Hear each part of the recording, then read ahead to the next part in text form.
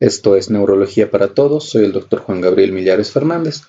El día de hoy vamos a hablar sobre la evaluación inicial del accidente vascular cerebral isquémico.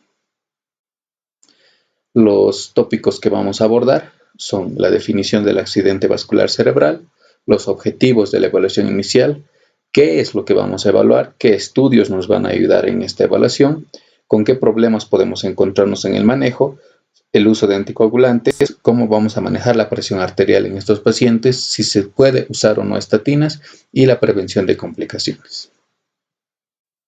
Habremos de definir un accidente vascular cerebral como la pérdida de la función cerebral debido a un aporte sanguíneo insuficiente. Si hablamos de un accidente vascular cerebral de tipo isquémico, esta disminución del aporte sanguíneo va a estar dada por distintos mecanismos fisiopatológicos, como ser una embolia, una trombosis, una enfermedad de vasos pequeños, por mencionar algunos. ¿Cuáles son los objetivos de la evaluación inicial? Primeramente, estabilizar al paciente. Segundo, hay que revertir todas aquellas condiciones subyacentes que pueden estar simulando un accidente vascular cerebral o que pueden empeorar este. Evaluar si el paciente es candidato a la aplicación de trombólisis y describir la base fisiopatológica, que en este caso sería determinar si el accidente vascular cerebral es isquémico o hemorrágico. En la evaluación, 3 factores son importantes: el ABC, la historia y el examen físico y el examen neurológico. En relación al ABC nos referimos a la vía aérea, a la respiración y la circulación, y el accidente vascular cerebral es una emergencia, en este caso una emergencia neurológica, por lo cual estos 3 pasos no se deben obviar. Habrá que ver si la vía aérea del paciente es permeable, si hay una adecuada respiración y si no hay alteraciones de la circulación. En este caso vemos 3 situaciones importantes. Primero, una disfunción vulvar. En un paciente que tenga un accidente vascular cerebral de la circulación posterior que afecte al tronco y predominantemente al bulbo, puede haber una alteración de pares craneales bajos con dificultad para tragar y también dificultad para proteger la vía aérea, por lo cual este paciente puede requerir asistencia respiratoria mecánica. También debemos tomar en cuenta que algunos de estos pacientes pueden tener una disminución de la conciencia que puede ir desde la somnolencia hasta el coma, por lo cual igualmente de acuerdo a la escala de Glasgow habrá que valorar si son candidatos o no a intubación orotraqueal y asistencia respiratoria mecánica. También si existe un edema cerebral importante secundario al accidente vascular cerebral, puede haber un aumento de la presión intracraneal y esta puede afectar tanto a la vía aérea como a la respiración. En la historia y examen físico, un punto que es importante evaluar es cuánto tiempo ha pasado desde el momento en que han iniciado los síntomas y si no se ha podido ver en ese momento al paciente, desde el último momento que recuerden el paciente o los familiares en el que estaba íntegro. Si decimos que desde ese momento han pasado menos de 4.5 horas, podemos considerar que este paciente aún es candidato a trombólisis y si está dentro de las 24 horas puede ser candidato aún para trombectomía mecánica.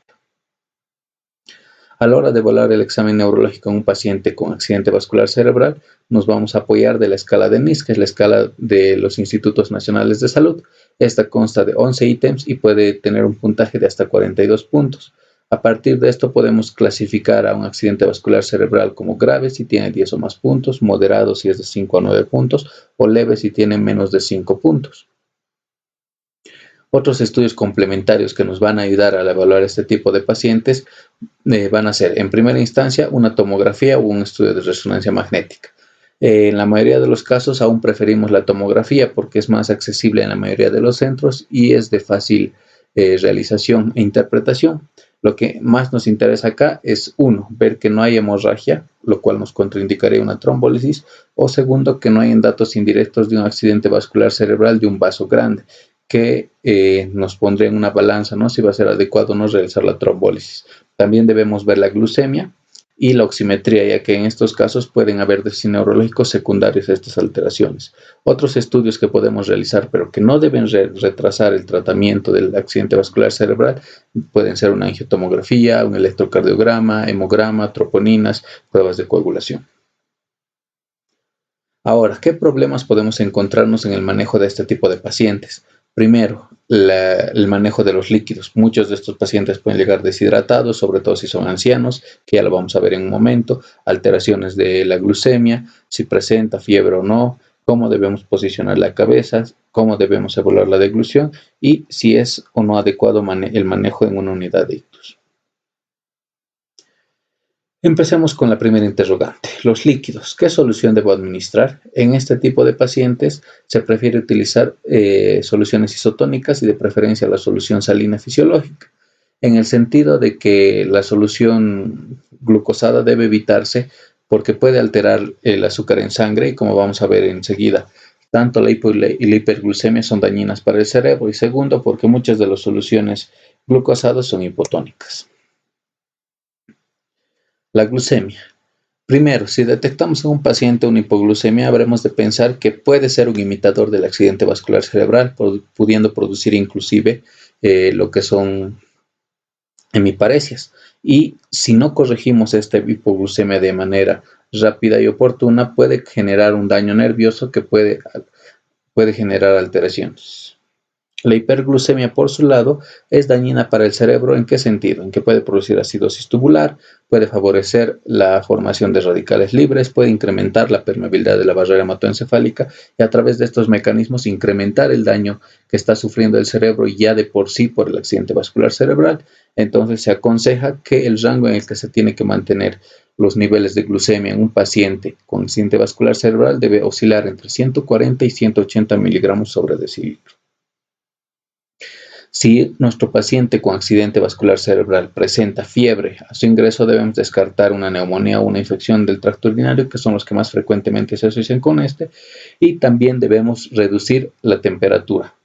Se ha visto que en pacientes de 37 a 39 grados centígrados, el uso del paracetamol puede beneficiar y reducir el riesgo de la lesión cerebral. En relación a la posición de la cabeza, se preferirá que el cuerpo esté en una posición neutra y la cabecera se encuentre a 30 grados.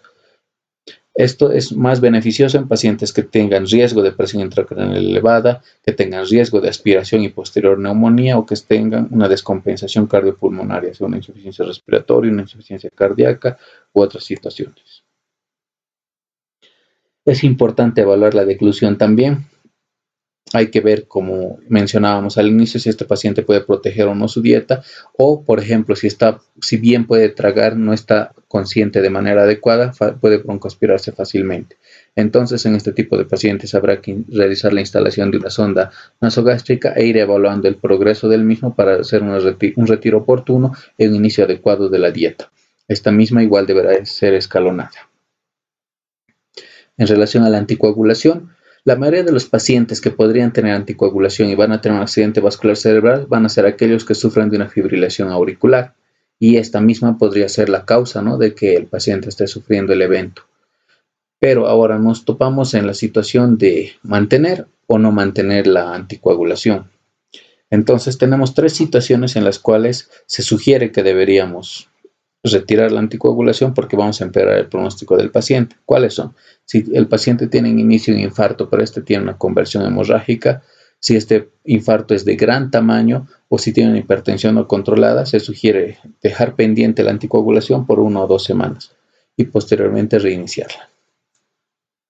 En relación al manejo de la presión arterial, es muy frecuente cuando el paciente con accidente vascular cerebral de tipo isquémico llega al centro o al servicio de emergencias, las cifras tensionales se han elevado, y esto es necesario, es una respuesta natural del cuerpo, que lo que está tratando es incrementar la presión de perfusión cerebral para salvar a ese tejido cerebral que está en riesgo de morir.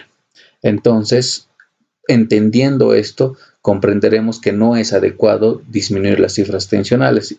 Es más, podemos ensombrecer el pronóstico del paciente. Entonces, según las guías, aquí tenemos algunas cifras que nos pueden ayudar a entender cómo debemos manejar estas cifras tensionales. Es así que si nos enfrentamos a un paciente que va a ser sometido a trombólisis, lo ideal es que sus cifras tensionales estén por debajo de 185-110 milímetros de mercurio. Ya después de que se ha administrado la trombólisis, lo ideal es que las cifras se mantengan por debajo de 180-105 milímetros de mercurio. Si un paciente llega fuera del periodo de ventana y ya no es candidato a trombólisis, no se deberán reducir las cifras tensionales a menos que la sistólica esté por encima de 220 o la diastólica por encima de 120 milímetros de mercurio. Sin embargo, debemos considerar ciertas situaciones. Si el paciente es portador de una enfermedad coronaria, ingresa con insuficiencia cardíaca, con una disección aórtica, que ha hecho una encefalopatía hipertensiva o que es una gestante con preeclampsia, en estos casos sí debemos bajar las cifras tensionales, aunque no han llegado hasta estas cifras. Ahora, después de que han pasado 24 a 48 horas del accidente vascular cerebral, es decir, el periodo agudo, nuestra meta será mantener las cifras tensionales por debajo de 140-90 milímetros de mercurio. Para lo anteriormente mencionado, nos podemos apoyar de algunas drogas como el abetalol, la clevidipina o la nicardipina. En relación al uso de estatinas en la etapa aguda del accidente vascular cerebral, se ha visto que estas tienen un efecto modesto, reduciendo la dependencia y la mortalidad a los 3 meses en estos pacientes. Entonces, si el paciente no tiene contraindicaciones para el uso de estatinas, estas se pueden iniciar de manera temprana. Con todo lo que hemos dicho, debemos evitar algunas complicaciones, no como ser un infarto agudo de miocardio. Recordemos que las alteraciones de la perfusión cerebral pueden estar muchas veces asociadas a alteraciones de la circulación cardíaca. También debemos evitar una insuficiencia cardíaca, estar atentos a que el paciente haga una neumonía por aspiración, una infección urinaria que pueden empeorar su pronóstico y su estadía en el hospital, evitar que haga un tromboembolismo pulmonar, una trombosis venosa profunda, esto aplicando compresión en los miembros inferiores, aplicando medidas de anticoagulación y sobre todo favoreciendo, dependiendo al paciente, la movilización temprana. Evitar las úlceras por presión, movilizando al paciente cada 2 horas, evaluar si hay disfagia para proteger la vía aérea, ver si el paciente llega con desnutrición o deshidratación y corregir estas alteraciones para mejorar su pronóstico y desde el principio estar atentos a la formación o aparición de complicaciones ortopédicas y contracturas. Esta es la bibliografía consultada y bueno, muchas gracias por su atención.